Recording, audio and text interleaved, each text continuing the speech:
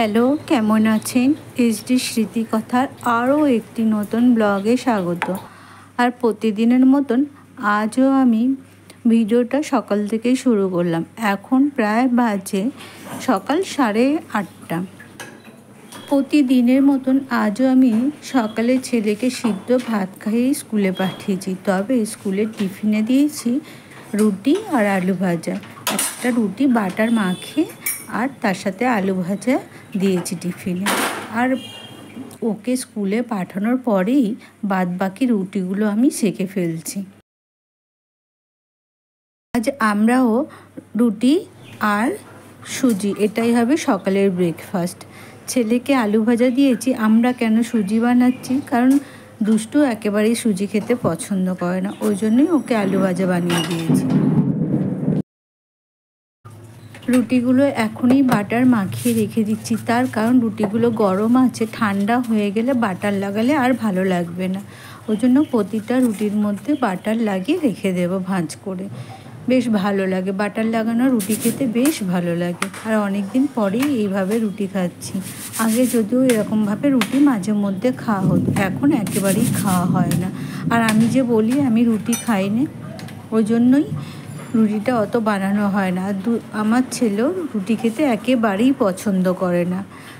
তো যেহেতু ওকেও আজকে রুটি দিয়েছি বলে আমরাও আজকে রুটি দিই সকালের টিফিনটা সারবো। আর এখানে রান্নাঘরের অবস্থা দেখুন কি হয়েছে। প্রতিটা রুটি যে ঝেড়ে ঝেড়ে তারপরে বাটার লাগাচ্ছি। রুটি সেঁকে নেওয়ার পর রুটি ঝেড়ে নিলে বেশ একটা ভুসি ভুসি বার হয়। আর আমার প্রতিটা রুটির মধ্যেই বাটার লাগানো হয়ে গেছে।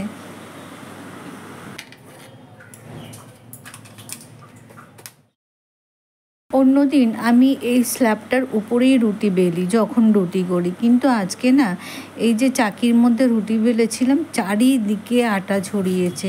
চাকিটা ভীষণ নড়ছিল। ওর নিচে যদি একটা কাপড় নিয়ে নিতাম তো ভালো হতো, তাহলে হয়তো এরকম হতো না।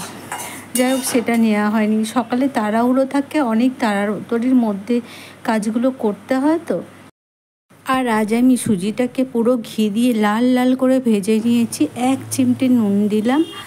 যতই মিষ্টি জিনিস হোক, নুন লবণ দিলে কিন্তু মিষ্টির টেস্টটা আরও বেশি ভালো লাগে। আর সামান্যই চিনি দিয়েছি, আবার ঘি দিয়ে নিলাম। তো ঘি দিয়ে ভালো করে ভাজলে না একটু দানা দানাও হয় সুজিটা, বেশ ভালো লাগে খেতে। আর আমি সামান্য লবণ দিয়েছি না বলে সামান্য চিনি দিয়েছি বললাম।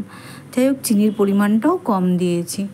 আর এরকম দানা দানা সুজি খেতে সত্যিই খুব ভালো লাগে। আর আজ কি হয়েছে, আমার ছেলে কিন্তু একটা রুটি একটাই দিয়েছিলাম, এক টুকরোও খায়নি। তো পুরো ফেরত নিয়ে বাড়ি চলে এসছে। পুরো 2টো অবধি না খেয়ে ছিল স্কুলে। ও পছন্দের টিফিন নয়, যে বললাম যে রুটিটা পছন্দ না, তো প্রতিদিন একই টিফিন দেবো, সেই জন্যই আজকে রুটি দিয়েছিলাম।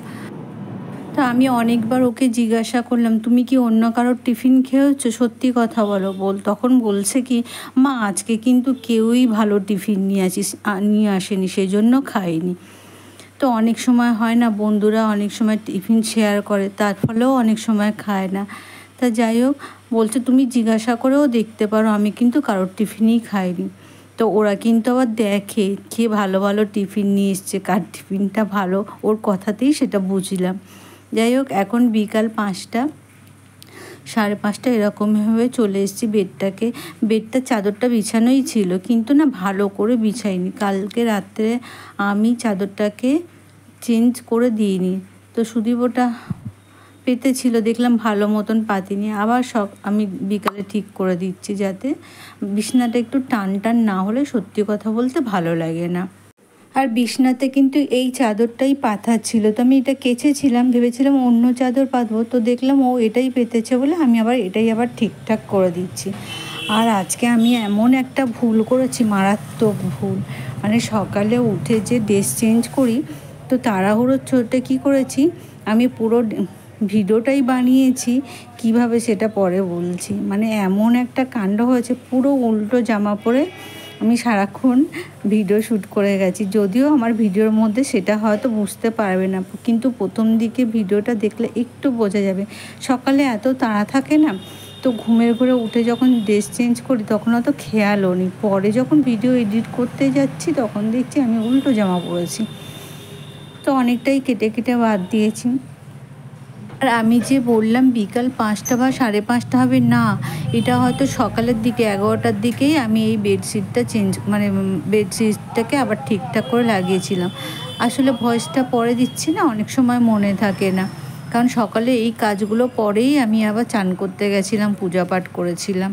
তো যাই হোক, এখানে পুরো আজকে ভাবলাম পুরো রুমটাই ডাস্টিং করব। তো পুরো আমি খাটটাকে ভালো করে ক্লিন করে নিলাম। শুধু খাট যে ক্লিন করলাম তা না, পুরো দরজা জানালা সবই ক্লিন করেছি। সব তো দেখানো সম্ভব হয় না, কারণ ভিডিওটা অনেক বড় হয়ে যায়। সেই জন্য এইটুকু যেটুকু শেয়ার না করলে না সেটুকুই শেয়ার করি। এই যে সকালে ঘুমের ঘোরে উঠে আর কাজগুলো সারি, তো এই ঘুমের ঘোরে ড্রেস চেঞ্জ করতে গিয়ে মনেই হয়নি যে আমি উল্টো জামা পরেছি। অনেকক্ষণ সময় কেউ খেয়ালও করেনি। তো যাই হোক, পরে ভিডিও এডিট করতে গিয়ে দেখছি আমি ড্রেসটাই উল্টো পরেছি। তো এরকম ভুল কার কার সাথে হয়েছে অবশ্যই কমেন্টে জানাবেন।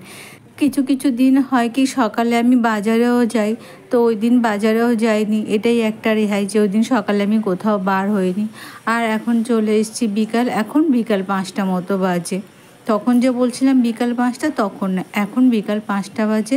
জামা কাপড়গুলো সমস্ত তুলে খাটের উপরেই জড়ো করা ছিল, এখন সমস্ত ভাঁজ করে নিচ্ছি। সত্যি কিছু কিছু সময় এমন ভুল হয়ে যায় না, মনে হয় আর এই ভুলটা কি করে হলো, এটা তো হবার ছিল না, কিন্তু হবার ছিল না বললে হয়, হয়েই গেল। যেটা মনে করছি হয়তো ঠিক করেছি কাজটা, পরে গিয়ে ভুল হয়ে যাচ্ছে। যাই হোক, এখন এই জামা কাপড় রেডি করে নিয়ে আর দুষ্টুকে টিউশন দিয়ে আসবো। আজ কদিন বাবার সঙ্গে যেতে চাইছে না, ওর বাবাই দিয়ে আসছে। তো এখন কদিন আমার সাথেই যেতে চাইছে। তো যাই হোক, এই 2-3 দিন হচ্ছে আমি দিয়ে আসছি ওকে।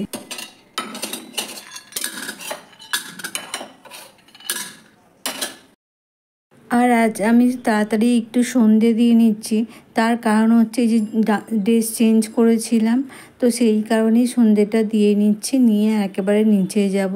এখনও কিন্তু সন্ধে পড়েনি, তাও ভাবলাম সন্ধেটা দিয়েই নিই, আবার যদি নিচে চলে যাই আবার এসে সেই হাত পা ধোয়া, ড্রেস চেঞ্জ করা, অনেক সময় হয় কি না নিচে গেলে আমার পুজো করা হয় না, সন্ধে দেওয়া হয় না। তো সেই কারণেই সন্ধে না পড়লেও সন্ধেটা প্রদীপটা জ্বালিয়ে ধূপটা জ্বালিয়ে এখন নিচে যাব। দুষ্টুকে দিয়ে আসা হয়ে গেছে টিউশন। দুষ্টু থাকলে ওই বাটা গ্লাস ঠাকুরের যত বাসন গুছিয়ে তুলে রাখে, আর আমি পুজোটা করে নিই, মানে সন্ধেটা দিয়ে নিই, কিন্তু ও নেই। তো যাই হোক, আমি পুজো দিয়ে আবার নিচে যাব। তো চলুন, ভিডিওটা ভালো লাগলে লাইক করবেন, কমেন্ট করবেন, আর আমার চ্যানেলটাকে ফলো করবেন। তো চলুন, আজ এই পর্যন্ত, দেখা হবে আরও একটা নতুন ব্লগে নতুন দিনে। ভিডিওটা আজ এই পর্যন্ত। সুস্থ থাকবেন, ভালো থাকবেন, আর ভিডিওটা ভালো লাগলে প্লিজ চ্যানেলটাকে ফলো করবেন। টাটা।